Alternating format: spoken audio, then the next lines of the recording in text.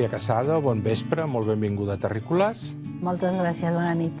Vostè és directora de l'Observatori de Bioètica i Dret de la Universitat de Barcelona, que ha fet 20 anys. Justament, justament. I també és titular de la Càtedra de Bioètica de la UNESCO. L'Observatori, que porta aquests 20 anys de vida, ha fet diversos informes, i aquest darrer que ha fet és sobre bioètica i Big Data en salut, que alerta sobre l'ús que es pot fer dels nostres historials clínics que tenen les institucions clíniques. Ens hem de preocupar per l'ús que poden fer els hospitals, els centres d'atenció primària dels nostres historials? Yo creo que debemos ser bien conscientes de que eso es un potencial muy importante, que los datos son poder y que los datos sanitarios son datos muy sensibles. Entonces, realmente tanta información recopilada no deja de ser una tentación, porque hoy día la comercialización y el negocio es quizás un leitmotiv que a mi modo de ver se introduce en lugares donde no debiera. Yo creo que sí debemos ser, si no preocuparnos, porque tampoco quizás sea esa la actitud, lo que hay que ser es vigilante, ¿no? Y potenciar entre la ciudadanía una cultura de privacidad y de control de datos, de no darlos para cualquier cosa y de que cuando se dan para una finalidad, se cumpla esa finalitat. Però en teoria hi ha una llei de protecció de dades a partir de la directiva europea que protegeix aquestes dades que nosaltres, quan anem a l'hospital, estan protegides. Però potser la tecnologia fa que això avui s'hagi de revisar? Efectivamente, la directiva europea tiene 20 años y en Europa hace ya tiempo hay diversos grupos muy serios trabajando para su revisión, ¿no? Nosotros tenemos precisamente la idea de que en Europa y en el Estado español y en nuestro país la protección de datos es cuidadosa, porque siempre nos piden firme la protección de datos. Y esto no solo puedo dar por la ley de protección de datos, pero a veces eso funciona como pantalla de falsa seguridad. ¿Y por qué? Pues porque ha quedado desfasada.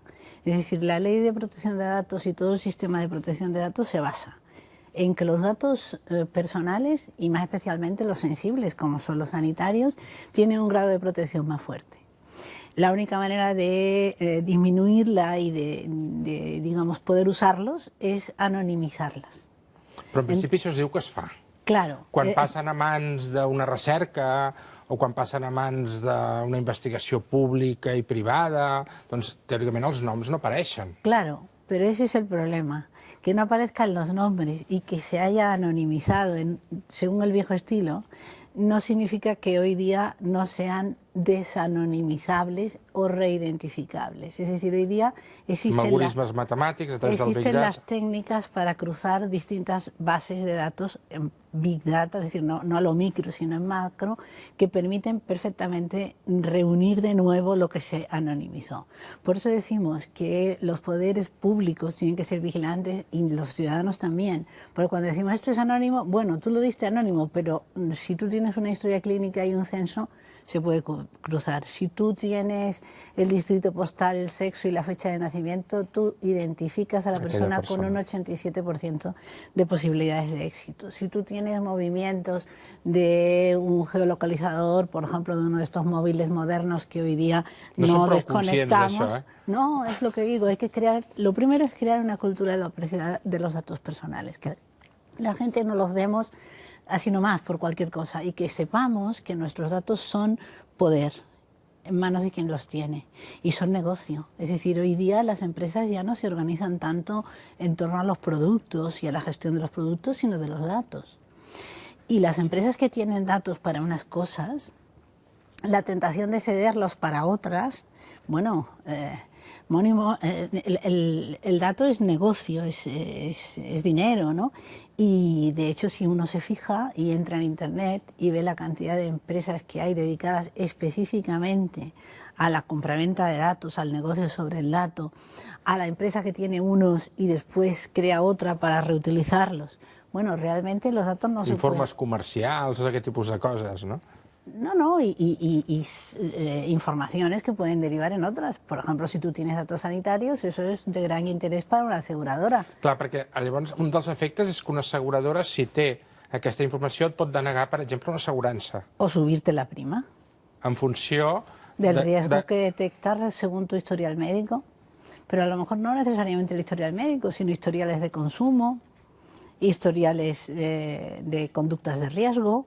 Todo eso es el perfil que el Big Data hoy puede hacer del ser humano es, digamos, más afinado que la conciencia que uno tiene casi de sí mismo. Pensemos, por ejemplo, en los datos del supermercado, los datos de la tarjeta de crédito, qué compras, cómo te mueves, dónde viajas, qué haces. El otro día, cuando comentábamos de esto, un profesor que ha venido de Chile, precisamente, decía, cuando buscaba los billetes para venir, en el internet del ordenador, Barcelona, tal y cual, el hotel, en el móvil de mi mujer le salían ofertas. ¿Ya? Quiero decir, sobre el mismo viaje. Sobre el mismo viaje. Por tanto, ahí había una conexión. Hombre, todos sabemos que buscamos una cosa, buscamos una fotocopiadora y al cabo de no sé cuántos días siguen saliéndote en el lado del ordenador los anuncios de la fotocopiadora. Hoy día realmente yo creo que es muy importante que sepamos que la anonimización no garantiza. Es decir, hay que dar en ese sentido más poder a los ciudadanos. Falta cultura, no? Cultura de la intimitat, cultura de preservar, no? Aquesta... Sí, siempre se ha dicho que los latinos no tenemos una cultura de lo privado tan fuerte como otros países, ¿no? Pero distinto es que uno hable de sus cosas con quien quiere, que sepan de uno tantas cosas cuando esos datos fueron dados para otra cosa. Yo encuentro que es muy grave, por ejemplo, que nosotros vayamos a sanidad a dar datos para que nos curen, en un momento en que efectivamente estamos con una situación de vulnerabilidad, porque tenemos una enfermedad, tenemos un dolor, etcétera, y los datos que te piden tú siempre piensas que son a fi de bé, para cuidarte, para curarte, porque son necesarios. Pero si te fijas, cada vez se piden más y más datos, y esos datos la Administración tiene un deber de custodia. Entonces, en proyectos como este que comentábamos, bueno... De fet, l'estudi, l'informe que vostès han fet, neix una mica d'una certa preocupació arran d'aquest projecte que impulsa l'Agència de Qualitat i Avaluació Sanitàries de Catalunya, no? El VISC+, que en principi té una bona intenció, però que entre els experts plantejaven que no està tan clar, que es poden fer servir aquestes dades doncs, potser per recerques o per aquest tipus d'assegurances. No? Aquest projecte VISC+, en què consisteix? Bueno, el proyecto BISMES es un proyecto que intentaba o promovía la reutilización de los datos sanitarios. Per millorar la qualitat de vida de la ciutadania. Sí, bueno, este es el nombre. Sí. Ya que es bastante ideológico, Vivo Más, VISC+. Y en realidad es un proyecto que en último extremo lo que trataba de permitir era la venta de los datos. Con cautelas, yo lo que tengo que decir es que efectivamente la Agencia de Calidad y el propio proyecto, el mismo día que nosotros presentamos el documento, ya hizo una nota de rectificación reduciendo los objetivos. Es decir, el objetivo del proyecto, del documento, se ha cumplido inmediatamente. Falta todo lo que es concienciación ciudadana y asegurarnos de que eso que se ha dicho que se va a reducir se haga, ¿no? Pero es que nosotros usar los datos de las historias clínicas y de los distintos sistemas de salud ya podemos, siempre y cuando sea para epidemiología, salud pública, investigación pública. Lo que no se puede es venderlos. Entonces, si ahora lo que vamos a retirar es que no se vendan, pues los otros ya se podien. Sí, en aquest projecte hi havia un intent de vendre les dades públiques dels nostres informes. Claro, porque en el fondo, supongo que con buena intención pensaba, bueno, aquí tenemos un potencial al que podemos sacarle beneficio. Y claro, como hoy día beneficio se identifica inmediatamente con comercio, yo creo que en el campo que trabajo, que en el campo de la bioética, en estos últimos 20 años, una de las cosas más notables ha sido pasar a esta idea de que vamos a venderlo todo y a privatizarlo todo, porque normalmente las grandes declaraciones y los grandes textos tienen siempre un artículo 2 que dice, o un artículo 1, que los tráficos del cuerpo humano son gratuitos, que no se puede hacer lucro con ello. Entonces ahora vendemos órganos, vendemos óvulos, vendemos sangre, vendemos la gestación, vendemos los datos. las muestras, todo, cualquier cosa, todo se vende. Bueno, planteémonoslo. És dir... Això està creant una certa desconfiança entre la ciutadania. Ara moltes recerques, que en principi són a fi de bé, es fan amb diner públic, amb diner privat. Ara no hi ha tanta diferència. Això pot generar desconfianza, está generando desconfianza. Claro, el paternariado público-privado es, en ese sentido, bueno, hay que tener cautelas, porque las empresas que invierten es para obtener beneficios. Y como nosotros derivamos lo que se ha puesto, digamos, de fondos públicos, de conocimiento público, de material pagado con dinero público, luego eso revierte al bolsillo privado. Yo creo que el negocio es lícito, es decir, el negocio en abstracto, ¿no? Vivimos en una sociedad capitalista que el enriquecimiento, pero bueno, es que tiene que tener límites. Y en el campo de los datos, el límite primero es la finalidad. El segundo límite es el consentimiento. Necesitas que las personas consientan en que los datos que dan se usen para lo que se dan. Vostè sap que en molts hospitals aquest consentiment es fa de manera automàtica, moltes vegades els pacients no s'emporten ni una còpia. S'ha convertit més en un acte burocràtic que en un acte de reflexió, ¿no? Que és el seu objectiu primer. Claro, pero este proyecto del que estamos hablando, para empezar, podía sustituir el consentimiento individual en determinados casos por una ley, y ni siquiera eso se hizo. Se hizo un acord de govern, eso es una norma de rango ínfimo en la pirámide normativa, y estamos hablando de derechos fundamentales. Yo creo que es importante que la ciudadanía sea consciente de que sus datos valen y que son herramientas de poder en función de quién los controla. Y que si los damos para una cosa, no se pueden usar para otra, ¿no? Tiene que haver una legitimació específica. Perquè vostès, a les recomanacions finals, el que proposen és repensar el concepte de dades personals, la línia que vostè deia, i impulsar més un consentiment informat de veritat.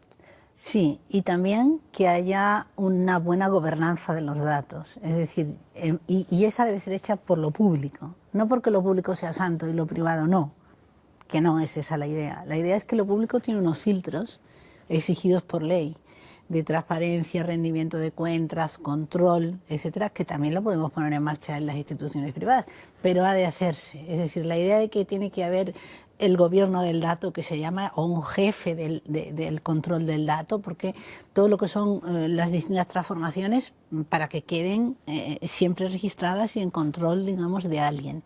De hecho, estas iniciativas ya se han hecho, y es curioso que no se han llevado adelante, o al menos no sabemos que lo estén, no se dice en casi ningún otro sitio. La iniciativa inglesa, que fue del 2005 al 2013, se estuvieron recogiendo estos datos con una finalidad y una sistemática o una intencionalidad parecida a lo del BISC, se frenó, se hizo una moratoria, se dio atrás, se ha creado una jefe de datos con una serie de controles para precisamente evitar que pasara lo que pasó, que se dijo no se pasarán, no saldrán de la esfera del control de la finalidad buscada, y acabaron en manos de las aseguradoras. Porque claro, es difícil controlarlo. Yo reconozco que evidentemente es una cuestión complicada, porque cuando nos amparábamos en la anonimización ya quedábamos tranquilos, pero hoy sabemos que eso es una pantalla de humo, no? Perquè si jo vaig al Departament de Salut i demano que em donin el meu historial clínic, perquè ara en principi estan compartits, no?, entre totes les institucions públiques, què em respondran? Bueno, deberían dártelo.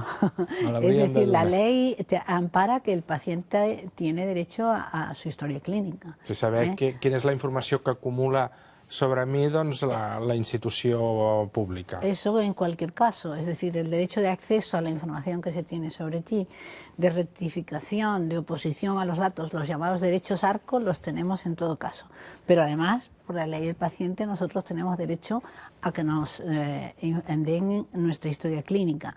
Si no físicamente y toda, porque también la Administración tiene un deber de custodia, sí de copia. Pero generalmente, además, los ciudadanos, cuando piden la historia clínica, no es que quieran toda, quieren pues para evitar repetir pruebas o algunas informaciones, pero bueno, también por ejemplo es discutido si algunas cosas que están en las historias clínicas, si el paciente quiere que se borren, no puede hacerlo. Aquest és un altre aspecte, no? La voluntat de suprimir determinados datos. Claro, que son relevantes, es que son herramientas muy poderosas. Esa FIDB que las historias clínicas estén informatizadas y compartidas, y que si yo tengo un accidente en Seu d'Urgell y me atienden normalmente en Barcelona, pues... per l'eficiència del sistema. Claro, eso es perfecto, la idea es buenísima. Lo que sucede es que, claro, cómo eso después, en efecto, se lleva a la práctica. Porque a lo mejor para que me curen un tobillo no tienen que tener toda la información que corresponde a, qué sé yo, cuando alguien pudo tener a los 15 años una enfermedad o un aborto o cualquier otra cosa. No son relevantes. Claro, eso se puede hacer de manera que se acceda por grados. Y de hecho hay una pequeña gradación en esto, es decir, para urgencias se ven ciertas cosas que no se ven para otros servicios, etc. Se podría hacer bien. De hecho, cuando esto se discutió, cuando la historia clínica, no cuando el BIS, sino cuando la historia clínica compartida de Cataluña, yo era miembro de la Comisión de Bioética de Cataluña y muchos pusimos pegas con respecto a eso, ¿no? Al acceso, quién determina si el médico que te ve para esto, si todo el hospital, sí. Y nos dijeron que efectivamente se podía proteger mejor, pero que era caro, ¿no? Yo es que creo que esto es muy importante. Es decir, que el propio informático te diga que eso no está suficientemente protegido, que se podría proteger más, pero que efectivamente eso vale dinero. Entonces estamos otra vez en ese balance de qué nos cuesta y qué estamos dispuestos a hacer, però claro que la decisió la tiene que tomar uno, no? En tot cas, quan ara fa 20 anys vostè, el doctor Egozque, tanta gent van començar a reflexionar sobre aquests temes, una mica clamaven en el desert. Ara els hi fan molt més cas.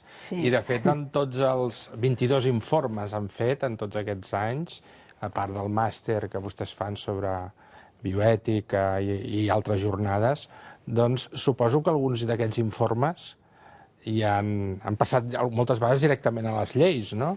Sí, para mí eso es una cosa muy grata y la verdad que fue una sorpresa cuando nos dimos cuenta casi por azar que los documentos que habíamos hecho con Egozque y todo el grupo tema de reproducción asistida. Sí, que eran sobre reproducción asistida, porque entonces trabajábamos principalmente en un proyecto del Ministerio sobre eso y fueron dando lugar a temas de reproducción asistida y permitieron la modificación de la vieja ley del 88 y las recomendaciones pasaron directamente al articulado de esa ley y de la de biomedicina del 2007, o sea que eso fue muy satisfactorio. Y después volvió a pasar con la del aborto i la salut sexual i reproductiva a l'adolescència. L'avortament és un fenomen, perquè hi havia ara voluntat del govern del PP de modificar-ho i al final el senyor Rajoy no es va atrevir, no? Quan potser hi ha canvis culturals que es queden, ¿no? Creo que sí, afortunadamente. Yo era siempre muy optimista. Cuando decían que lo iban a modificar, yo decía a los colegas, no os preocupéis, eso no puede ser. Decían, bueno, ¿y en qué basaba el seu optimisme? Tú con tu optimismo de siempre. Pues en lo que acaba de decir, que hay cosas que tienen un pozo cultural ya establecido y que, bueno, aunque hay algunas voces que claman, pues a veces quizás hay medidas que se toman por electoralismo. No son tants vots. Y después se da para atrás, sí. Además, yo no sé, todavía creo que la razón y los argumentos a la gente la pueden llegar a persuadir. Por eso trabajo en esto. Es decir, me parece que importa poner argumentos en el debate, no? En tot cas, sí, un dels informes que jo recordo que des de l'Observatori hem fet potser dels més polèmics és el de la tria del sexe dels fills. Va generar molt debat i, de fet, és un debat encara obert. Vostè té una posició bastant liberal en aquest sentit, no? En què hi ha com això de triar el sexe dels fills és com anar al supermercat, no? I triar-los d'un color d'ulls o d'un sexe, no? Hi ha com una reticència en això. I, de fet, la llei encara no ho permet, excepte en casos de malalties molt associades a un determinat sexe. Segueix amb la seva postura així liberal? Li sembla que això no és tan greu? Bueno, de hecho a partir de la reproducción asistida. Ese es el único documento en el que la ley no nos hizo caso, ¿no? Yo lo único que cuando lo hicimos planteábamos era reflexionemos si esto no es un tabú, porque no se trata de que todos vayan a elegir el sexo de los hijos. ¿Usted cree que es un tabú? Yo creo que en cierta medida, cuando tú ya sabes en un proceso de reproducción asistida qué embrión vas a implantar y puedes saber perfectamente si estás implantando varones o hembras, el que la madre y el padre de ese niño que nace buscado en el proceso de reproducción asistida no pueda decidir si le implantas X o Y, pues la verdad es que es un poco un tabú. Otra cosa es que ahora digamos que todos vamos a buscar este sistema de reproducción, porque claro, para acudir a la selección de sexo hay que acudir a la reproducción asistida. No creo que la gente masivamente vaya a hacer eso tan costoso, incómodo y doloroso cuando hay el otro sistema divertido y gratuito, ¿no? Hace falta tener muchas ganas de tener un hijo divertit i gratuït, de una determinada manera, ¿no? Però en tot cas, a vostè li sembla que s'han de posar alguns límits a l'aplicació de la ciència? Tot i que és veritat que ara l'aplicació i el desenvolupament van molt lligats, no? La teoria i l'aplicació no és com abans, no?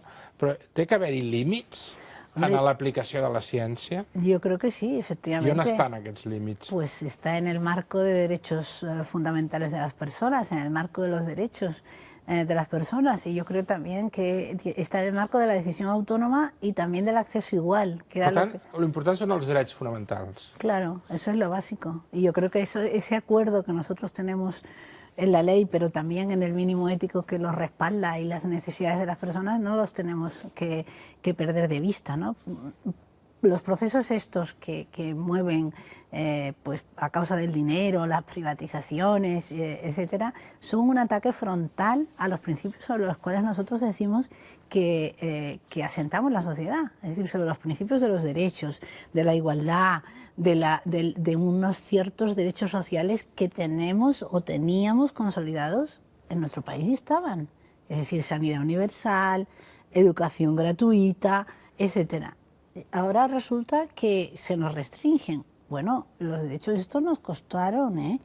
No es como algunos países que dicen nunca los tuvimos. Bueno, pero nosotros los teníamos. Hay que estar muy vigilante para que a través de esas mezclas público-privado, etcétera, no nos veamos con unas restricciones que realmente te dejen en una situación de vulnerabilidad grande, ¿no? Porque eso sí que atenta contra la igualdad de las personas, que no puedas acudir a un tratamiento sanitario porque no tienes el dinero. De totes maneres, en aquest país, tradicionalment, hi ha molta gent que confon ètica i religió. Sí. Es fa un totum revolutum. Són clarament coses molt diferents. Hombre, evidentemente.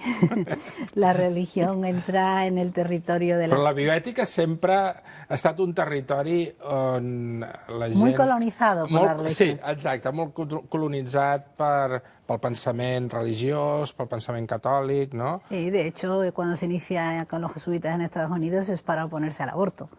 Lo que pasa es que siempre ha habido pues una corriente, digamos, distinta que lo que intenta es apoyar la reflexión común en argumentos racionales, en argumentos y en consecuencias y en derechos.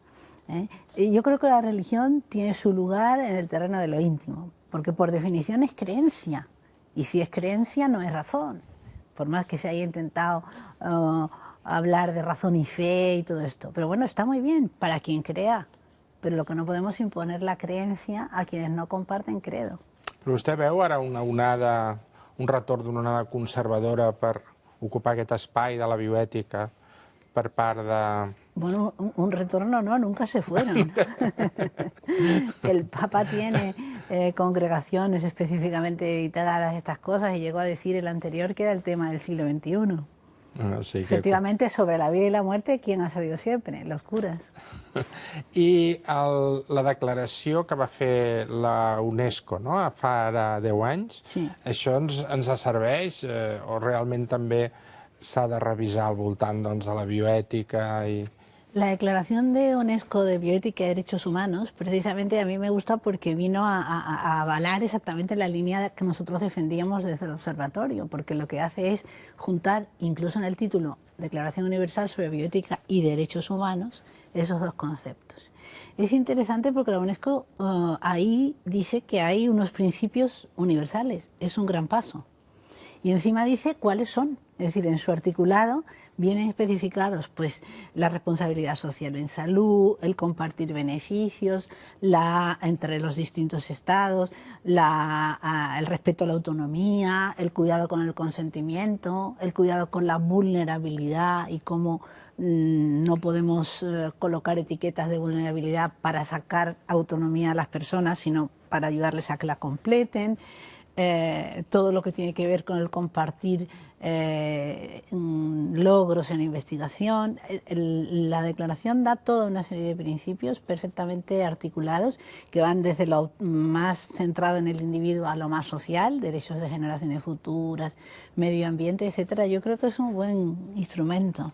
Perquè un altre aspecte que ara també preocupa molt al voltant de la biblioteca és la nanotecnologia, no? Per això pot modificar o pot obligar-nos a repensar què entenem per naturalesa humana. Això com s'ho miren des de la bioètica?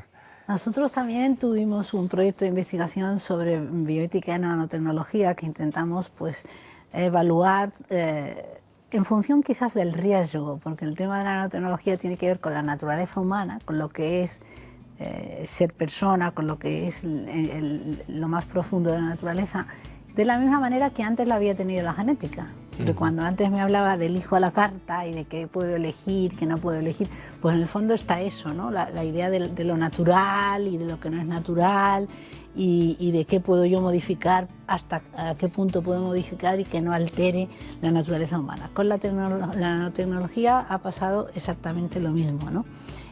Si yo pongo un implante, que quizás sería muy gráfico, ¿no? Aquí en la ceja, que tiene toda la memoria de mi ordenador y puedo consultar con un clic todos los datos de internet, pues seré yo o seré otra cosa, ¿no? Però seguirà sent humana, no? Sí, yo diría, como la dona biónica, sí. Aquella de la serie de la televisión. Y el otro tema de la nanotecnología es la evaluación del riesgo. Clar. Y ahí lo importante es que el riesgo tienen que evaluarlo los científicos. Aquí entrem en tot el tema de la biotecnologia, els aspectes ambientals... Sí, y la evaluación tiene que ser hecha por quienes saben de la cosa. Pero luego hay una parte muy interesante y es que la decisión sobre quién asume el riesgo y cuánto riesgo se asume es una decisión política. Por eso yo creo que la bioética llama al derecho, pero también a la política en el bien entendido, ¿no? Que cómo nosotros distribuimos los riesgos reales que hemos de asumir, cómo vamos a distribuir las oportunidades, cómo... Molt bé, Maria Casado, moltes gràcies per acompanyar-nos aquest vespre a Barcelona Televisió. Enhorabona per aquests 20 anys i que continuïn amb aquests informes que el que es tracta és que ens fan pensar. Exacto, eso se trata, de poner argumentos en un debate social informado. Muchas gracias. Buenas noches.